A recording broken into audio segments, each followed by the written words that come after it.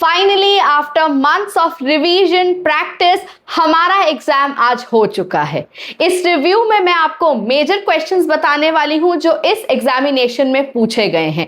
First thing first, अगर मैं categorise करूं आज के एग्जामिनेशन को इजी, मॉडरेट या डिफिकल्ट में, तो examination was pretty easy to moderate and all credit goes to the British history, the magnificent history of English literature. अपने पास्ट वीडियो, गुड विशेस वाले वीडियो में, लास्ट फ्यू टिप्स वाले video में मैंने आपको 2 ऑथर्स बताए थे, जिसमें एक थे मुल्खराज आनंद और दूसरे थे D.H. Lawrence. As it is उनकी क्रोनोलॉजी पूछी गई है। क्विक रिवीजन, मेंटल रिवीजन आपको करनी है। शेक्सपियर के वर्क्स को किसने डिवाइड किया है पार्ट्स में? AC Bradley. फर्स्ट फॉलियो कब आया, सेकंड फॉलियो कब आया? अगर आप इस एग्जाम में बैठ रहे हैं, रेमंड विलियम्स की करके जाना, D.H. लॉरेंस की करके जाना, T.S. एलियट की करके जाना, मुल्खराज आनंद की, इनकी क्रोनोलॉजीज बार बार पूछी गई है। कंप्लीट पेपर हमारा PYQ बेस्ड था एंड क्रोनोलॉजी बेस्ड था। क्रोनोलॉजी बेस्ड की अगर मैं बात करती हूं तो मेजर क्रोनोलॉजी जो पूछी गई थी वो हमारी ब्रिटिश हिस्ट्री में से पूछी गई थी, और साथ के साथ जो डायरेक्ट क्वेश्चंस थे वो भी कैनोनिकल राइटर्स से थे, जैसे एमिली डिकिंसन, विलियम शेक्सपियर। अपने इसी चैनल पर मैंने कितनी बार कहा है, success is counted sweetest by those who have never tested it.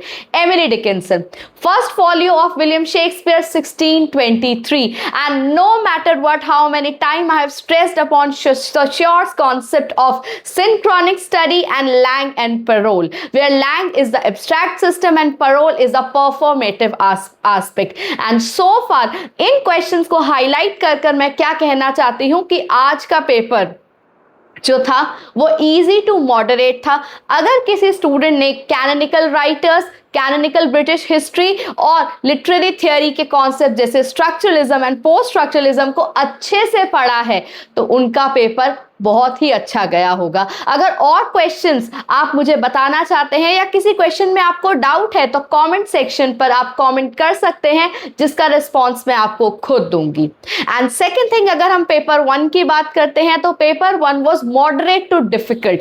Mathematical reasoning जो थी वो काफी कॉम्प्लेक्स पूछी गई थी। और इंग्लिश लिटरेचर पर वापस आते हैं, English in India cultural studies में से कम क्वेश्चन पूछे गए, लेकिन एक बात जो आज के लिए सराहनीय रहने वाली है वो ये होगी कि हमारे अननोन क्वेश्चंस का डर, कंटेम्प्रेरी ऑथर्स का डर आज के एग्जाम के बाद खत्म हो चुका है। क्योंकि जो पिछला ट्रेंड चल रहा था हमारे इंग्लिश के एग्जामिनेशन में, जिसमें 15 to 20 क्वेश्चंस पर completely unknown authors and completely unknown works, उस ट्रेंड को थोड़ा सा NTA ने बेस लेवल पर लाया है और हमें हमारी हिस्ट्री को पढ़ने के लिए फिर से एनकरेज किया है। सो with this is my first review of the examination today। अगर आपके कुछ विचार हैं, कुछ कहना चाहते हैं, कुछ कमेंट्स हैं, कुछ क्वेरीज हैं, तो आप हमारे इस वीडियो पर कमेंट कर सकते हैं, हमें कांटेक्ट कर सकते हैं 9996919196 फोन नंबर पर।